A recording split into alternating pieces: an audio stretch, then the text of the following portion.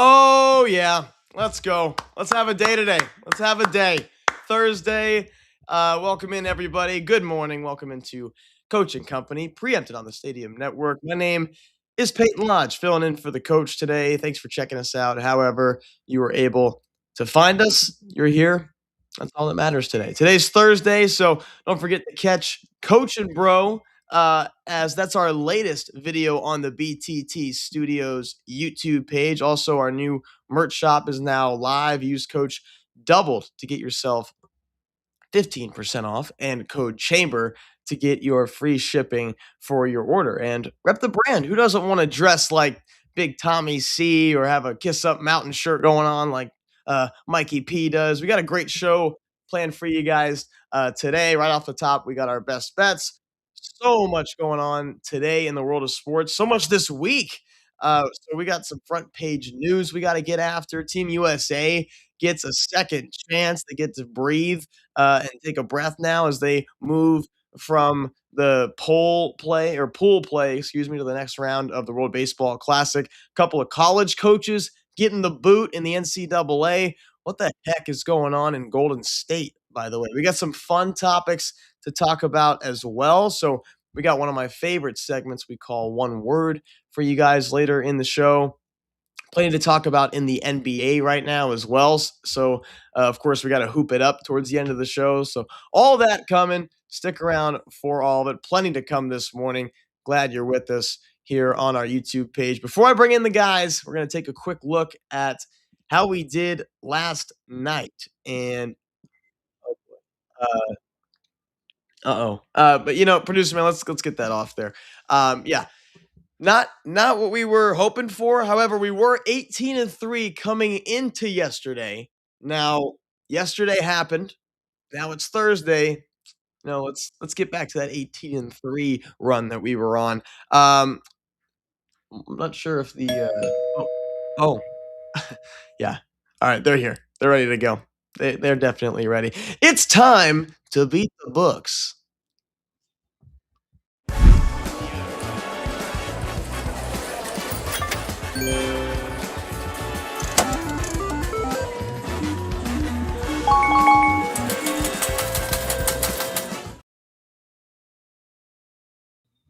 Oh, yeah. Good morning, guys. Look at the crew we got today. I hope you guys like that Beat the Books toss. That was pretty darn good. All right. First and foremost, we got the man, the myth, the legend in the first. He's our numbers guy.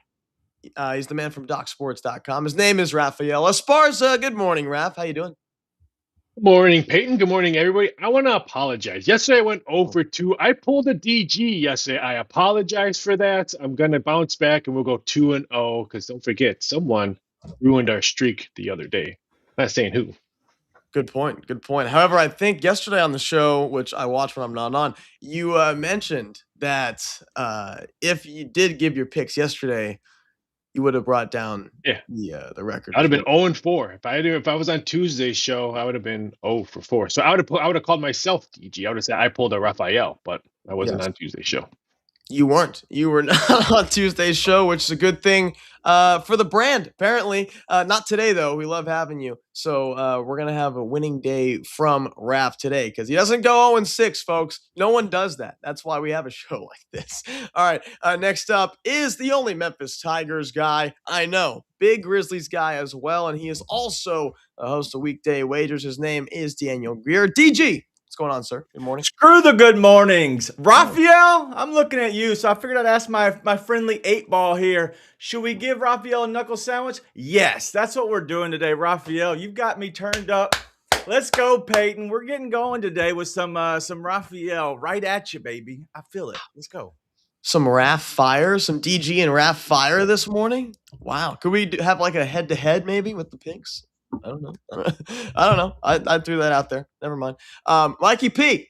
Good morning, sir. He's the most definitely not the least.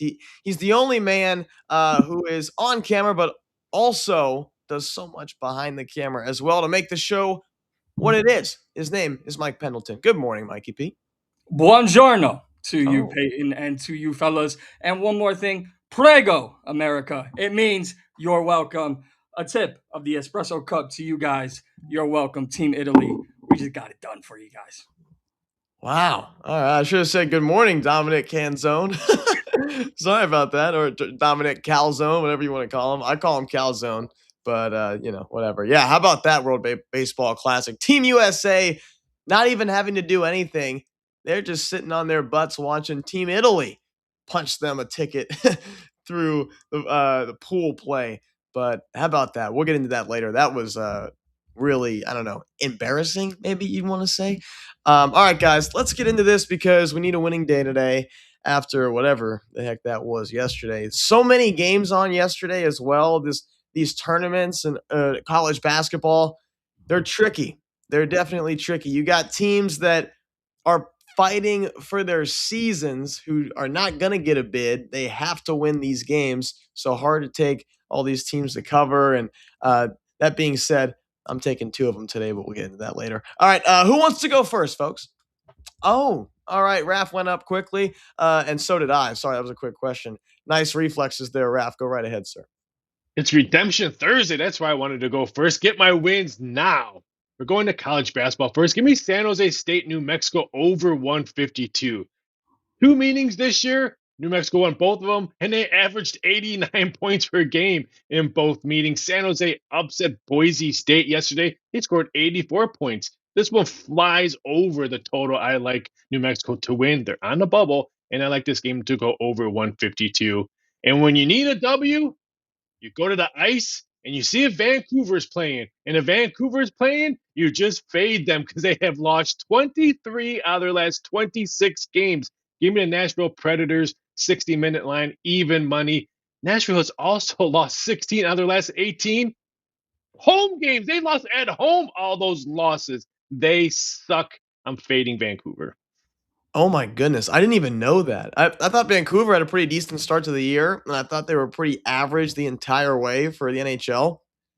Oh, my goodness. So 20 out of, what was it? 20? 23 out of their last 26 games. That's incredible. I knew the Predators had been on an absolute meltdown, but wow. Vancouver. Man. Oh, DG? Yeah, I was going to add a stat, even though I don't like Raphael today. I believe the Seattle Seahawks have won a game more recently than the Vancouver Canucks. That is probably not true because Vancouver just beat the Blackhawks last week. So, just a little inside info right there. A little inside info right there. Wow. Yeah. Well, Raphael just slammed the door on that. I get what you were trying to get at, though, DG. They suck. They suck. And so did the Predators. But hey, gives the Ducks a little opening right there in the Pacific. Let's go, baby. Yep. All right. Who raised their hand? I believe it was Mikey P. Mikey P, where are we headed today, man? You know exactly where I'm headed because the Miami Redhawks are playing today, kicking off in less than an hour, 11 a.m. Eastern, taking on UMass, who absolutely stinks this year. We'll take them -7.5. And then I'm going to ride momentum. Iowa State. They just blew out Arizona State, cost Mr. Hurley his job. I am taking them -5.5 over Texas Tech today. A lot better and a big step up in competition, but I like Iowa State to keep it rolling.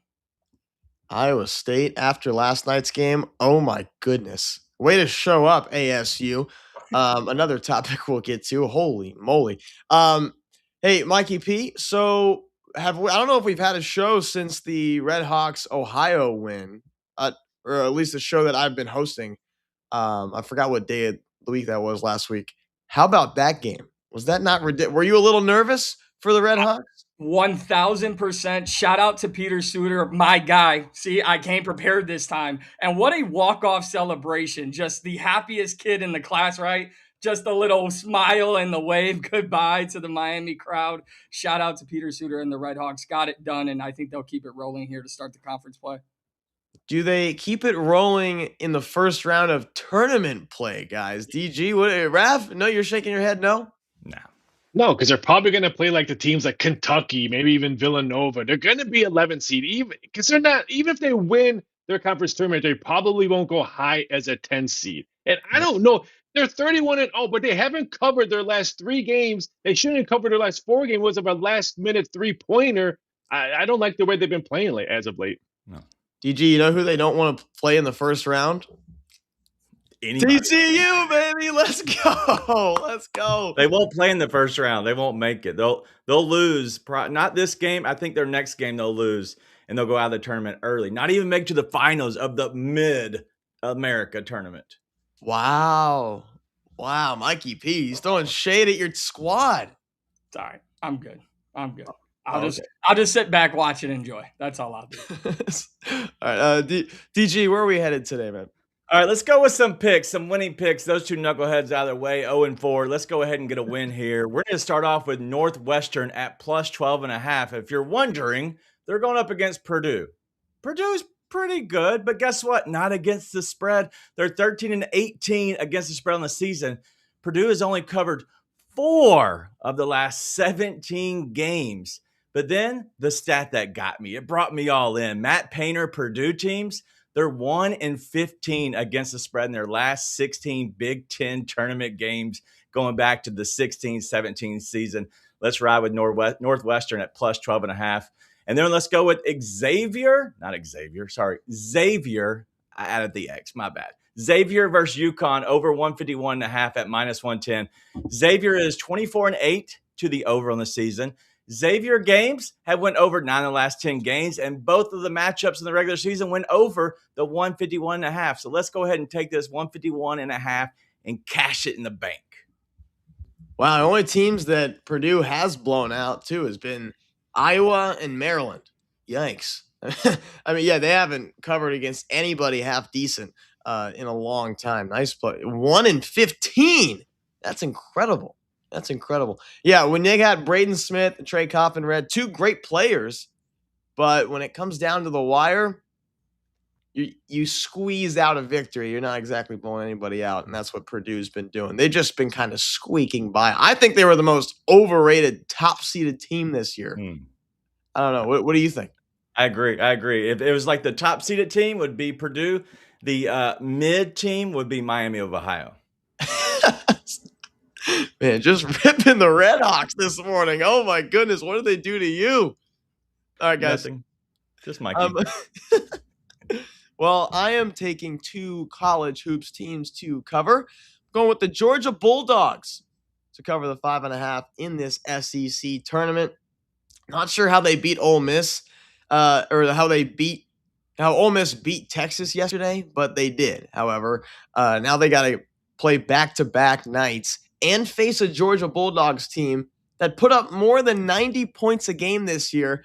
Bulldogs were 3rd in college basketball in points per game. They just play too fast for Ole Miss. I think Ole Miss is too big with their guard play. Their guards aren't going to be able to keep up with the quick ones for Georgia. I think with that pace for the Bulldogs, they blow them out. I also love the Tennessee Vols to cover the 5.5 against Auburn. Auburn just simply sucks this year. They're incredibly inconsistent, just like their point guard, Tahad Pettiford, who wants to have 25, then 10, then 27, then 8. Keyshawn Hall is an absolute beast for Auburn, but the Vols have plenty of size down low to stop him, to counter his offense. Felix Okpara, JP Estrella, both 6'11" down there. Jalen Carey at 6'8", who's a great defender. Oh, and how about their top 10 draft pick, Nate Amon, who's a 6'11" scorer, already getting Kevin Durant comparisons, baby. All that surrounded by an experienced senior guard, Jacoby Gillespie.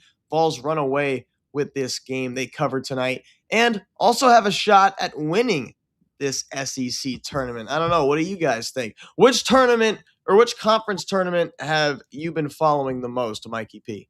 The Big Ten, the best conference tournament that there is this season. And, it's happening in Chicago, my hometown. So I'm enjoying the Big Ten tournament. Ref? Mountain West. I love Mountain West. They have 2 teams that can maybe sneak in. You have New Mexico and San Jose State, both on the bubble. I think both of them can maybe even win this thing.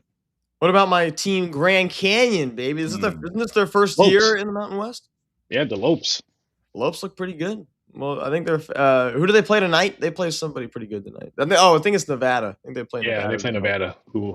I think they're 2.5 point favorites. I don't know. Lopes could be a good spot tonight.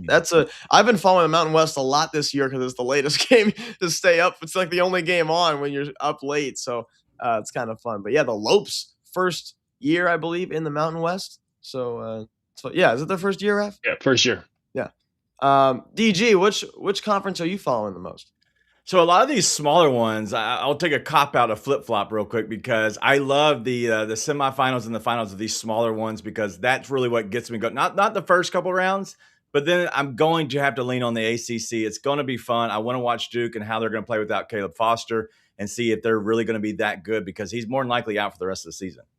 Yeah, it's interesting to see what Duke does rotationally with him. Do they put in Caden Boozer or do they let like another guard go ahead and bring it up? I mean, Cam Boozer can bring the ball up too, which is, I mean, everybody can bring the ball up on the Duke team, but you might just have to go ahead and accept the fact that Caden Boozer might have to be your starting point guard, even though he's really no threat offensively, kind of like our guy at TCU, Brock Harding. Oh, my goodness. Don't get me started there. All right, guys, great job. Feeling another big winning day here for the brand. Vibes are great today. I like our picks. Let's get it. What a great week in the world of sports. Already talked about a couple things. So much to talk about, so much to dissect.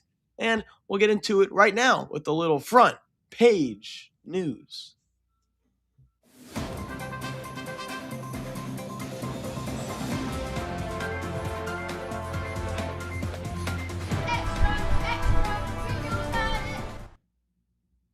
I've been trying to hear what they're saying in front page news. Anybody here know what it says? Yeah. Extra. Read all about it. Yeah. I love it. All right. Little front page news here. Topic number 1. This was a topic yesterday on the show, and it ought to be the topic of the year as Bam Adebayo put up 83 points against the Washington Wizards, surpassing Kobe's 81-point game he had against the Raptors. My question for you guys is this. We can piggyback if you want, whatever your heart desires, Raph. If you feel like jumping in after Mikey P, go right ahead. Coach isn't here. The show's as open as it ever was. What is more impressive? Wilt's 100, Kobe's 81, or Bam's 83, Mikey P? Yeah, I'm going to go Kobe's 81, and I think the general consensus around the league with current players and coaches is that same thing. You got to look at the level of competition. We know who Wilt Chamberlain was playing up against. Size matters at that time, and Wilt was the biggest of them all. No one had the amount of defense that Kobe faced when he went off against the Raptors, and it was one of those games where, hey, no matter what they did, we couldn't stop him. The high degree of difficulty shots that he took, he wasn't looking for cop-outs. And for Bam Adebayo, it is a feat to get to 83. It is a feat to get 43 free throws, but I think the general consensus is it's always going to be Kobe over Bam. I think Kobe as well, but I'm going to pull up Michael Jordan with his playoff appearance against the Boston Celtics when he threw up 63 points to advance against Boston. But it has to be Kobe. He's shooting threes. He's shooting fadeaways. Will Chamberlain was 8 feet tall, and the other guy was guarding him was like 5'11". So I want nothing to do with Will Chamberlain. Yeah, he did it, but look at the competition, and I don't even want to talk about Bam. But I did put a prop on Bam Adebayo's points today, over under 30.5. It got bet under all the way to -$3. I opened it up at -$2. Wow. Wait, why did you put it at 30? Why was it at 30.5? I was up late because of thunderstorms, and I just put up a 30.5. I wanted to see what the public would do, and the public told me what they were doing it. I think Bam's point average went up from after this 83-point game. I think it went from like 18 to 20. Yeah. Isn't that crazy? Wow. DG. Yeah, I'm going to go with clean sweep here for Kobe. The fact that you got to look at how the game was played. Nobody had to foul to keep Kobe in the game and keep them scoring at that point. But at the end of the day, I look at it like nobody is taking a piece of paper, wadding up and going, bam! Nobody's doing that. No, they're not. And the college baseball teams, when they're picking up baseballs, are not throwing in the bucket on a bio. No one's doing that. Gotta be Kobe's 81. Just like Bam's, Wilt's 100 turned into an absolute clown show. Wilt was 28-32 from the line, shot 63 shots that game. Bam, 43 field goals and 43 free throw attempts. both Bams and Wilts had their teams fouling at the end. Kobe's, as we all know, came within the heat of the game. Lakers trailed by 17 in the third in that one and won the game because of Kobe. Got to be Kobe's 81. If you don't agree, I suggest you look up the highlights of Kobe's 81. And don't waste your time by looking up Bams. It's literally just, at the line. Unless you want to watch his free throw, the things he does at the free throw line and watch him take 2 dribbles and see how he goes about his free throws. No one wants to see that. All right, topic number 2, guys. Team USA in the World Baseball Classic gets a second chance. They escape pool play in the World Baseball Classic. However, they had to sit on their butts last night and rely on a Team Italy W to stay alive. Guys, how about Team USA actually having to root for Team Italy to keep their World Baseball Classic hopes alive? I think it comes down to passion, right? And how much you actually care about what you're participating in. You can put all the superstars in the world from the United States on the baseball diamond, but do all of them care? And we saw the pre-WBC speech from Aaron Judge that put everyone to sleep. We saw Tarek Skubal, I'm in, I'm out, but I really love it here. Team USA didn't take it seriously, and then they had their backs up against the wall because they weren't being serious about it. So I think they just did it to themselves, and luckily they moved on. I still don't think they take this seriously. I can guarantee you some of those guys were watching college basketball besides Italy and Mexico yesterday. Some of these players just don't care that they have a USA jersey on to represent United States. Mikey P said it brilliantly yesterday. Watch these Japan games. Watch these Venezuela games. Look at the crowds. Look at the players when they just score one run. Plus, we hit a home run and we're like, oh, yay, we're up 1-0. I mean, it's unrealistic how bad these teams are so passionate for their teams, and then we are just sitting around nothing, crickets in the locker room. Dugout, nothing. I don't want to take anything away from Italy because they've played really well. Like, they're 4-0 for a reason, and they've honestly beaten the best teams in that pool. But I also look at Mexico talking all the ish that they can possibly talk and got shut down and shut up very easily. And then I flip it to the USA side. I think they care, but I also think they were hungover. Supposedly, they partied much late into the night after beating Mexico. And so at that point, after a big win, it's a letdown spot. I don't look anything into it besides, oh, Canada, we're coming for you because we beat you in men's ice hockey. We beat you in women's ice hockey. And now we're about to put you out of baseball. See ya. That's 3. You're out. I mean, I just think this is embarrassing, guys. Is it not? That a team with guys like Aaron Judge, Paul Skeens, Bryce Harper, they had to sit in front of the TV and cheer whenever Vinny Pasquantino hit one over the fence, which he did 3 times last night. Try to picture Bryce Harper sitting on his couch watching the game. Kyle Teal for Team Italy gets a base hit. Harper stands up and goes, "Let's go, Kyle Teal, baby, let's go." Really? A team that stacked, that loaded in Team USA, Kyle Schwarber, Bobby Witt Jr., and you're relying on Dominic Canzone to get a base hit for you. My God, that's brutal. That's brutal. All right, well, topic number 3. How about Arizona State, guys? Completely flipping gears here to college basketball. Arizona State yesterday in the Big 12 tournament, they beat Baylor in the first round a couple of days ago. Baylor stinks, by the way. Then they play Iowa State. The Cyclones beat them by a final score of 91-42. And our score at halftime, 45-16. Cyclones are good, guys. They're a contender to win it all, as we know. But ASU still let go of Bobby Hurley after 11 seasons, so he will no longer be the head coach of the Sun Devils. My question to you all is, a 49-point loss, is that on the coach or on the players not playing harder when your season is on the line? Mikey P. I think it's both. But what I'm more interested in is how that conversation went, how Coach Hurley's reaction was, how fired up he was, what he was breaking on the way out. And can we imagine, I know it won't happen, but can we just imagine him and his brother back on the same sideline again, on the same bench, and the comedy that we would get from those two being fired up 24/7? Unfortunately, he did it to himself in 11 seasons. When you have that much of a poor effort, time's up. I'm going to say coaching and just the scenario of Arizona State basketball, because it's so hard to get players there because everyone wants to go to Tucson and play with the Wildcats, not Arizona State. Arizona State's now almost a football program, besides a basketball program. So I blame a little bit of both. Hurley will get another job. Wouldn't shock me if he goes out east to get another job just because of his name. But I'm going to have to say a little bit of both. It's hard to recruit for Arizona State for hoops. Yeah, Bobby Hurley is a decent coach. I don't think he'd ever win the award for Coach of the Year. He's not on that level, but for a middling team, I like Bobby Hurley as a coach. He's fiery and actually has a good basketball IQ. But this is all in the players. You can't go out like this. I don't care if you think like, hey, I hate the coach. It doesn't matter. The coach is getting fired. He'll figure out a new job. You, if you're still playing, this is on you because you're probably not going to be at Arizona State next year. And so you have to find a new school. And the last thing they're going to have on tape is this game and this performance. It's all on the players. They can't go out like that.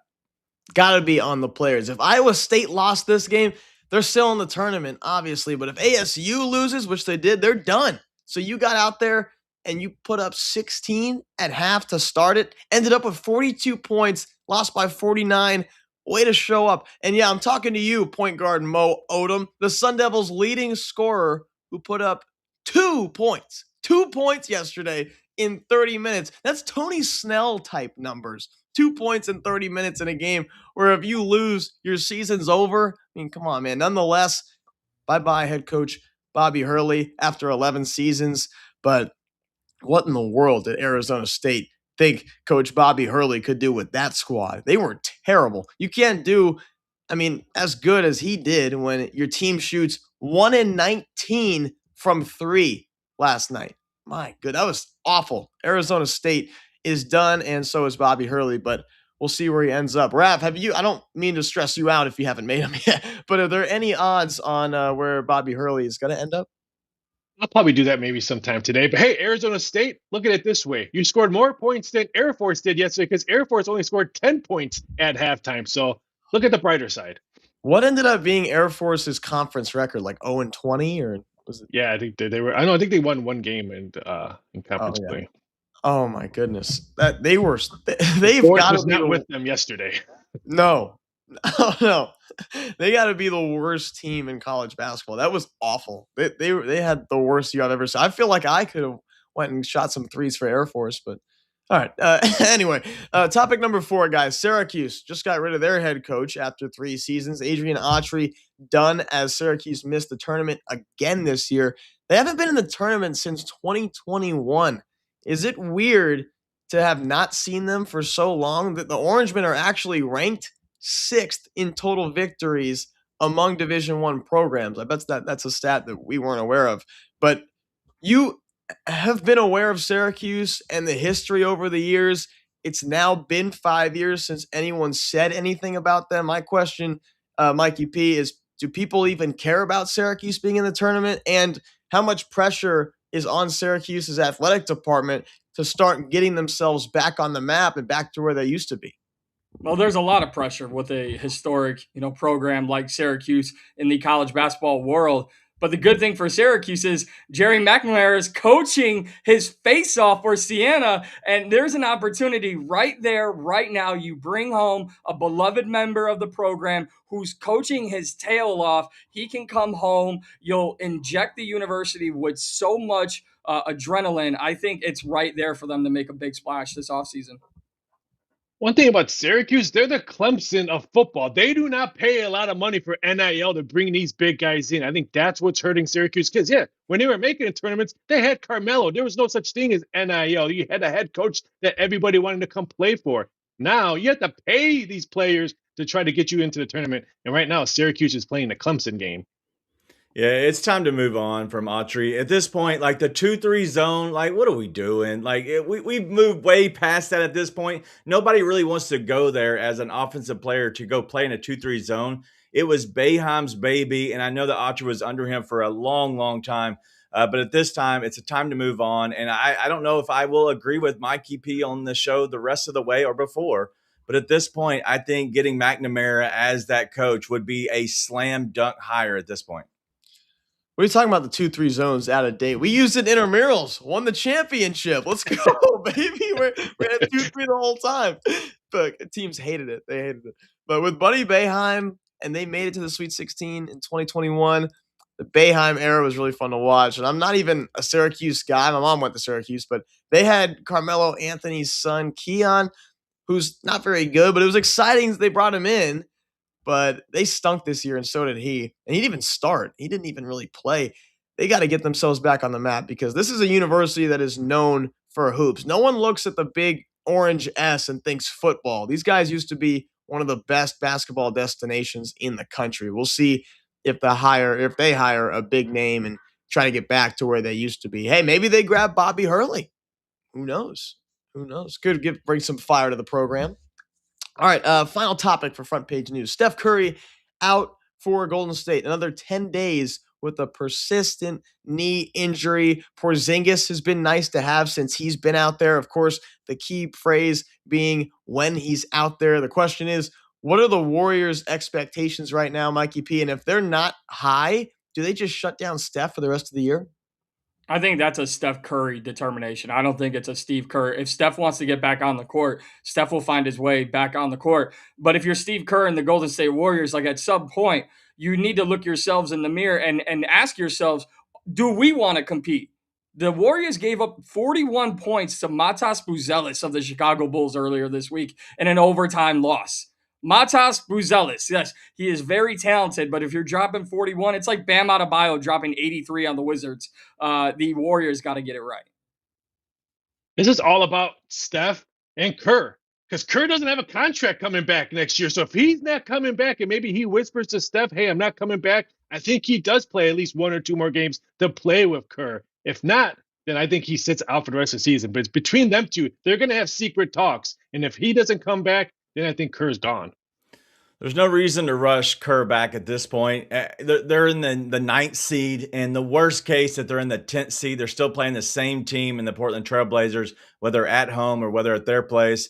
If you win that game, then you eventually got to play maybe Clippers or even the Suns. You're probably not winning that one either. But even if you do, let's just say you do, you then have to take on the Thunder. You're not going anywhere this year. Shut her down. Get it out of there. Kerr and Curry both gone from the Warriors next season. JC1 in the chat.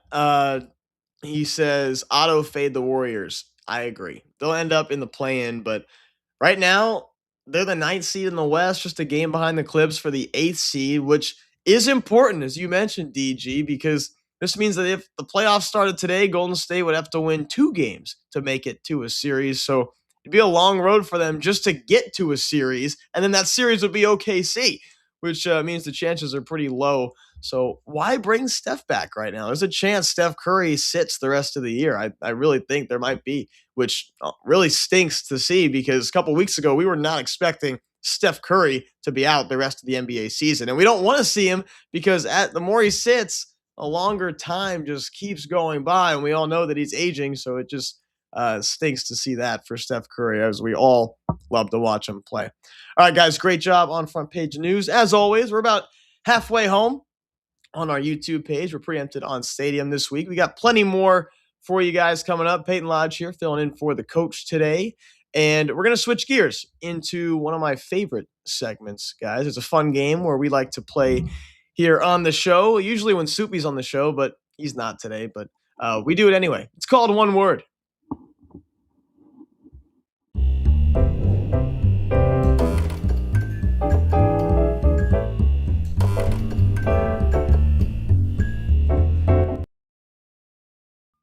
Sorry, I was still dancing.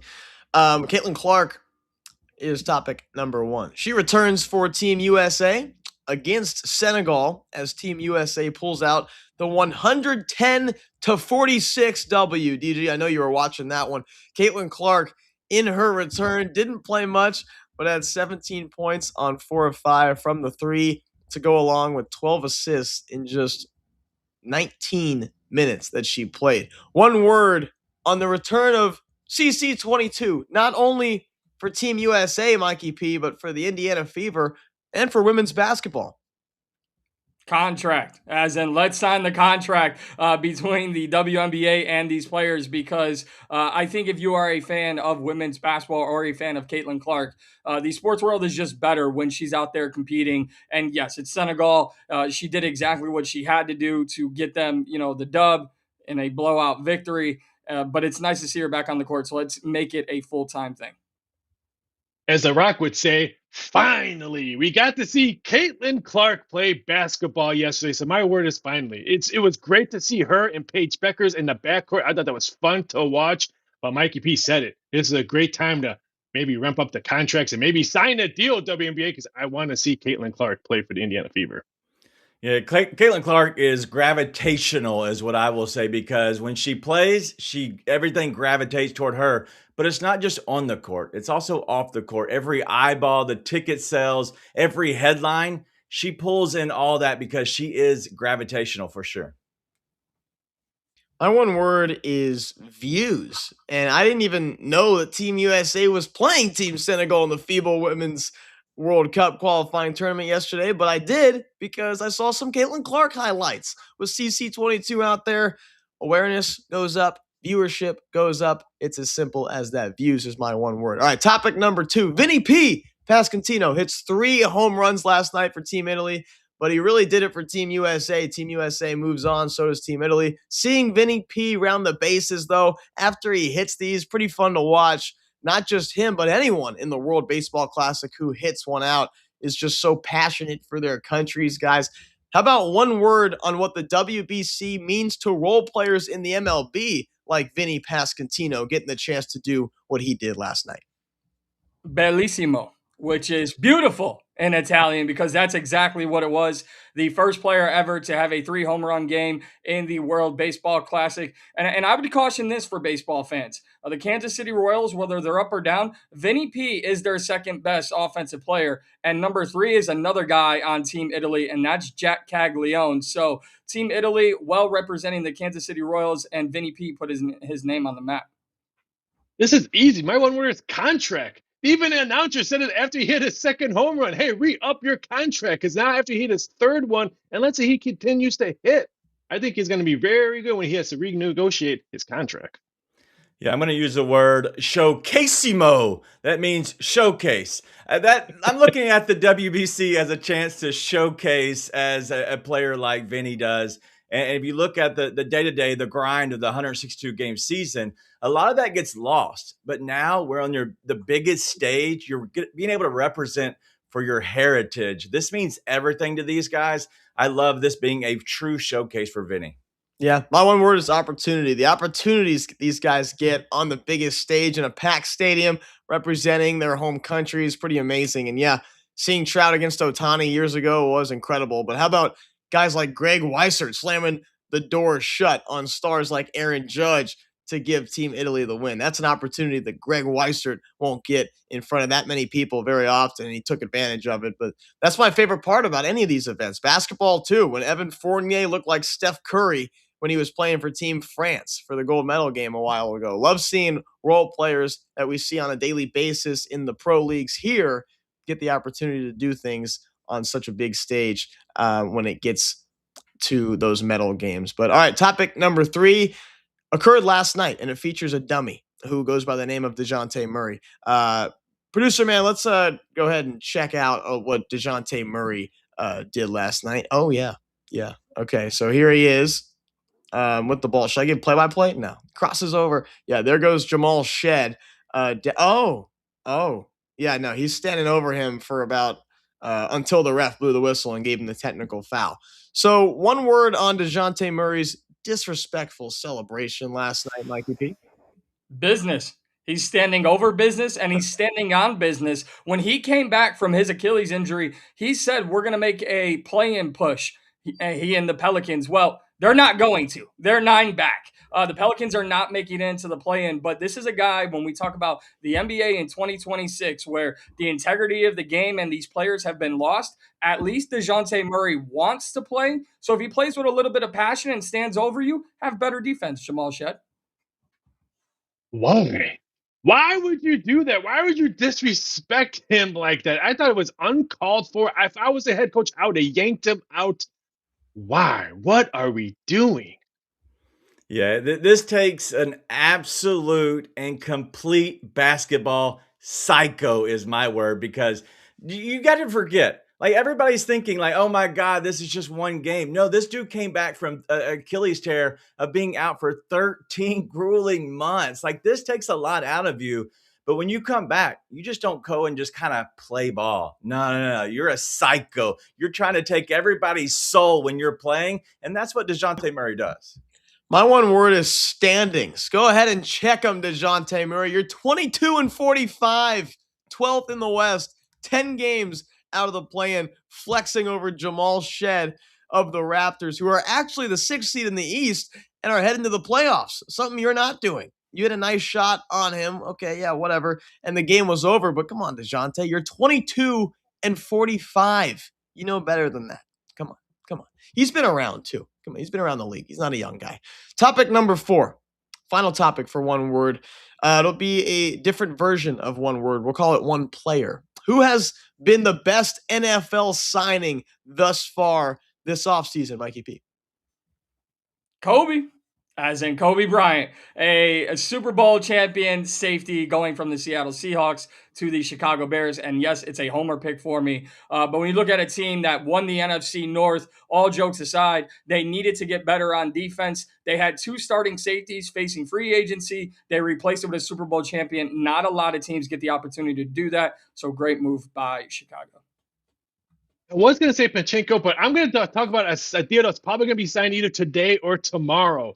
Murray to the Vikings. I think if he's healthy, we can see a brand new jersey, a brand new start, and a Vikings team that has no quarterbacks right now, because I don't trust anyone they have in their locker room. I think Murray might be a good fit, and maybe he can do something.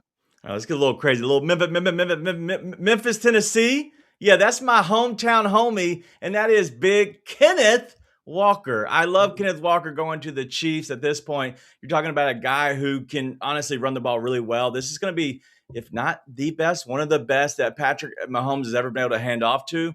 But being able to trust a guy in the open field as well as on the goal line, Kenneth Walker is that dude. It's going to make them so much better for sure there in Kansas City.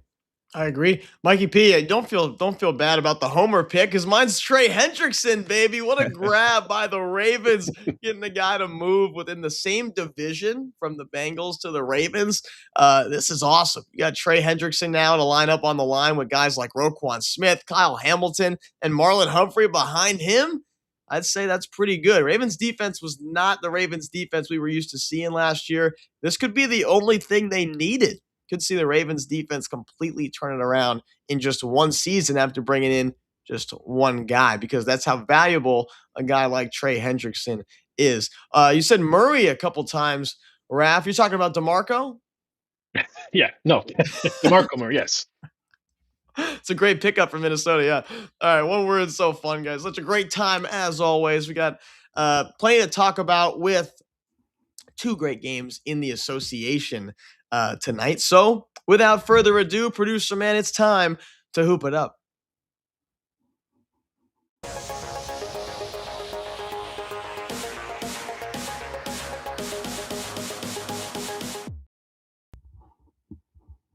Denver Nuggets just played last night, put it on the Rockets, beat them by 36, 129-93. I don't know if you guys saw the scores last night in the NBA, but I believe every team that won scored at least 117 points, which was absolutely ridiculous. Defense was just a rumor last night around America. They make the trip, the Denver Nuggets do, to San Antonio tonight. So they're playing a back-to-back to face Wemby and the Spurs. Mikey P, Nuggets are 4.5-point dogs. Who do we like? I like the Spurs because it's hard to bet against them. With or without Wemby, this team is just playing with a different level of intensity, while Denver is still coming out of the gate, trying to get everybody healthy, trying to get everybody on the same page. The Spurs have been rolling, and I think they continue tonight as well. Raph, Denver coming off a back-to-back. Yeah, back-to-back, but the Joker didn't even play in the fourth quarter, so yeah, the minutes were probably restricted for Denver. This is all about, for me, if Wemby's playing or not, because if Wemby's not playing right now, we'll probably see this number drop. I'm leaning towards Denver with this number right now, but I'm hearing he's day-to-day. And if he's listed day-to-day, most likely he's probably out today. DG. Yeah, that's what I'm looking at as well, because this number, and Peyton, you said it, like it was 4.5 at one point. Now we're showing 5.5. There's even a sixes out there in some places. And so at that point, it's moving the direction of the Spurs. But that worries me because Wemby could be out. I don't know what's happening if we're all taking naps and waking up with ankle injuries there in San Antonio. But another one is catching another guy. But the total in here, it could be over because honestly, on a back-to-back for the Denver Nuggets, are they really trying to play defense? So they could all play in the fourth quarter only in this game. Yeah, shout out Harrison Barnes. Come on, man. Come on. Did I say last week that I saw Wemby at a restaurant, guys? Did I say that on the show? Yeah. I did. It's pretty cool. It was pretty cool. I mean, it was Wemby. Steak and Shake, something like that. Burger King. No, it was called. Yeah, it was called. I forgot what the place was called. It was one of those fancy schmancy places because it was my girlfriend's birthday. So you know, but we just went to hang for a little bit. Then she was like, "Look, that guy's really tall." And I was like, "That's Wemby. That's Wemby there." All right. Question number 2, guys, is Mikey P. Is Denver is one of 4 teams in the West with 40 wins. So really tight in the West. 3 through 6 all have 40 wins. Rockets, Lakers, Wolves, Nuggets. In the West, is it really what it looks like when you look at it on paper? Is it just Thunder and Spurs than everybody else? What do you think? No, because I do like the Nuggets, and I think I said that earlier this week here on the show. Once they fully get healthy, and Peyton Watson is trending to return within the next week, according to their head coach, and when they get him back, Aaron Gordon just came back, Jamal Murray battling through injuries. If they get healthy before April begins, I really like the Nuggets to go on a bit of a run in the Western Conference. Raph, Aaron Gordon looked good last night. He didn't score in 22 minutes. His presence is still there, and I think that's what they like him being in there, because he does have a voice. You see his voice all the time on timeouts. But I'm going to add Denver as OKC and the Spurs, but I'm still waiting for Minnesota. I'm not counting them out when the playoffs start because they have the talent. But, boy, I've been waiting for them all season long. DG, who's your seeds 3 out of 6 team from the West? I would definitely say I would lean on Denver just because they have the Joker in the playoffs when everything slows down. But I do, just as Raph said, Minnesota, because Ant-Man is that dude. And so anytime you can get a team with Anthony Edwards, I don't care if it does have Rudy Gobert on that team, I still trust Anthony Edwards. Yeah, it's hard to go against Ant-Man, but last night, Ant-Man and company gave up, 149 points last night to the Clippers? Oh, my goodness. They've been terrible, and they lost to the Lakers as well. Had some trouble in L.A., that's for sure. All right, second game of the night, guys, is on Amazon Prime Video. Honestly, the first one should be on it too, but we don't have to get into that. And it's the Thunder hosting the Celtics. Question 1, Thunder are favored right now by, I believe, is 6.5. It was, yes. And who do we like in this game, Mikey P? 6.5 for the Thunder. I'm going to wait until the afternoon. Jason Tatum, questionable for this one. Derek White, also questionable. They will get Peyton Pritchard back. Vucevic has been out. He's going to be out for a month. But Tatum and White being questionable, I'm going to wait until the afternoon. Raph, a lot of injuries with the Thunder, too. I lean towards the over 217.5 of an OKC offense, no matter who's out there. In the Celtics, they're going to jack up threes. The 217.5 seems kind of low on this one, but I'm going to put over under how many times we hear NBA Finals preview we're said in this game tonight. DG?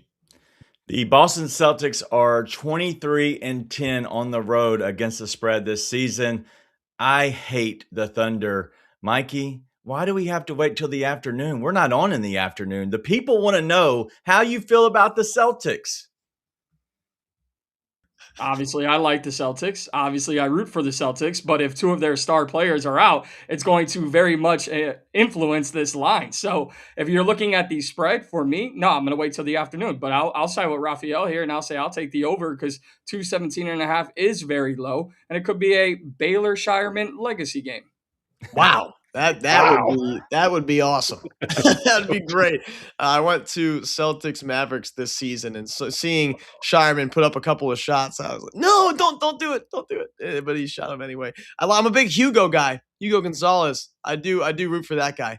All right, last question in the NBA, guys. I would like to ask y'all is this: The Lakers have won 3 in a row. They beat the Pacers, who suck, but Luka had 44. They beat the overrated New York Knicks.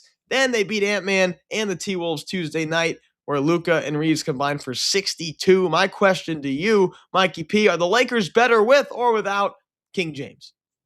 They're better with, and it's simply for what Raphael said in comparison to Aaron Gordon. LeBron James still has talent. I don't care about the age. He can still play basketball with some of the very good players in the league. And with Luka Doncic on the court, we know that it is Luka's team. But LeBron being on the court, his presence on the court makes the Lakers a better team.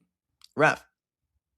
They need him on there because when he's out there, you know what the Lakers do? They play defense. When Luka's out there with no LeBron, no one plays defense. So I like LeBron's defense present out there when he's on the court. DG. I'm so over LeBron, but I couldn't bring my bias into it, so I thought I'd bring a prop to the show. And this is Mr. Predicto. This is the first time he's on, so I thought I'd ask him, are the Lakers better with LeBron James? Let's ask Mr. Predicto. Now is not the right time to tell you.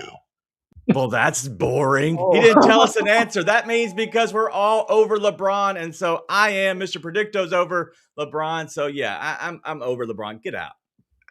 How many things do you have in that room just Got a lot of randomly to things. pop up? The Lakers 5-12 this season against teams that have at least 60% win rates. All 5 of those wins, games when LeBron sat out.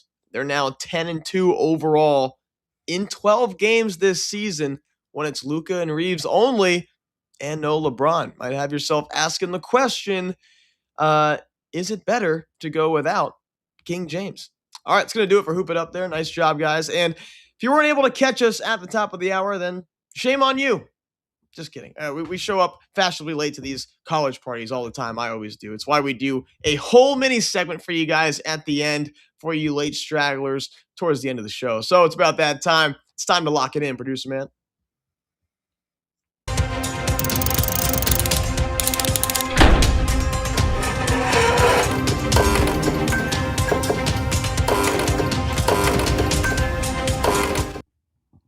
All right, Mikey P, where are we headed today? I'm taking the Miami, Ohio Redhawks minus 7.5 against UMass. The Redhawks coming off a 31-0 undefeated regular season. I believe they keep it going to begin tournament action. And then Iowa State coming off a 40-point blowout against Arizona State. Much better competition against Texas Tech, but all they need to do is cover that minus 5.5, and I think they will. DG. Yeah, let's go with Northwestern plus 12.5 versus Purdue today. It's at minus 110, and the stat is I cannot get away from it. Matt Painter, Purdue teams 1-15 against the spread in the last 16 Big Ten tournament games. And then let's go to Xavier versus UConn. We're going to go over the 151.5. It's at minus 110. Both the games in the regular season went over. I love Xavier and all of their games to go over again. Ref. Also, look at Xavier's team total over 68.5 seems very low with both of those games going over. We're going to San Jose State, New Mexico over 152. San Jose State upset in Boise yesterday, scoring 84 points. I think this one flies over the total. And then it's Vancouver Canuck Day. That means we're fading Vancouver. Take Nashville, even money at the 60 minutes. They lost 23 out of their last 26 games. Vancouver, what are you doing? Wow, Canucks turning into the Chicago White Sox in June. My goodness. All right, I'm going to go with Georgia, the Bulldogs, by 5.5 against Ole Miss. I think they play at way too fast of a pace for Ole Miss, so I think they're going to dominate them in this game. I think this game gets out of hand. I got Georgia winning by 6 or more. I also got the Vols winning by 6 or more with the size that they have down low, the size they have when the ball's in the hands of Nate Ament, who's 6'11 as well, top 10 NBA draft pick, Nate Ament. SEC, pretty darn good this year. I think Tennessee might even win the SEC tournament. All right, Raphael, we got some inside info, huh, Raph? I'm kind of stupid, so can you make me a little smarter? We're going to the Denver Nuggets game because each of the Nuggets' last 12 road games against Western Conference opponents have gone over the total. Wow. All right. Well, talk about overs last night in the NBA. I'd say that's a pretty good one to mirror.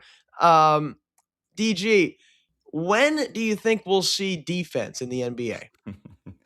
I think we'll see it maybe with the last 8 or so games remaining, you'll see the teams that care, and then we'll see it fall off again with like the last 3 games. So like that 8 to 3, those games remaining, and then it'll all reset itself right before the playoffs.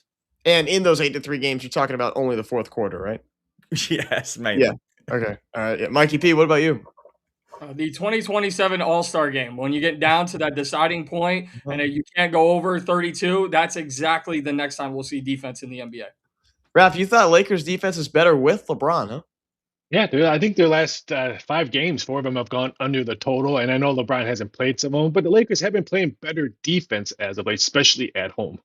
Wow. All right. Well, we'll see where the Lakers end up. Ton of stuff going. What did I say? 4 teams with 40 points or 40 wins right now in the Western Conference. Pretty tight in the West. All right, guys. Pretty fun show today. I'd say that was pretty successful. Producer man, you know what time it is. What a great show we had today. I got Peyton's Place tonight on KTCU 88.7 Dallas Fort Worth. Got to get ready for that. Catch that at 9 Eastern time on my Twitter page, Pate's Picks. I'll definitely be going live from the studio. Let's go. Feeling a big winning day today from the crew here for DG, Mikey P, our numbers guy, Raph, and for producer man, making everything look just like it is here at TCU. Expensive. My name is Peyton Lodge, filling in for the coach. This is Coaching Company. We'll see you tomorrow. Have a great day.